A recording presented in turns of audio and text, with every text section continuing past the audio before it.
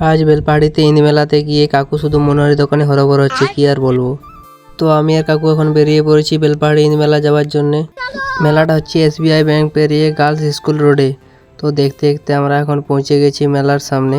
তারপর ঢুকেই দেখছি আজ কুন্দন কুমার নাইট আছে, তাই স্টেজ রেডি হচ্ছে। তারপর আমরা ট্রেনে চাপার জন্য চলে গেলাম। তারপর দেখি ট্রেনে কোনো প্যাসেঞ্জারে নেই, কি আর বলবো। তারপর আমরা খিদে লেগে গেল, তাই আমরা এখন সোজা চলে গেলাম জাপানি হোটেলে।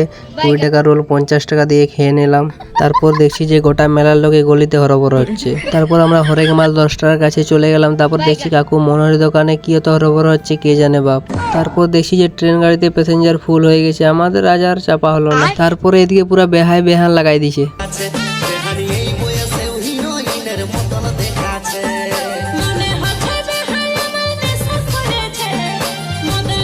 তারপর আমরা বেহাই বেহান শুনে এখন বাড়ির দিকে চলে যাব। অনেকটা রাত হয়ে গেল। দেখা হচ্ছে নেক্সট ভিডিওতে। আজকের মতো এতটাই। চলো টাটা, গুড নাইট।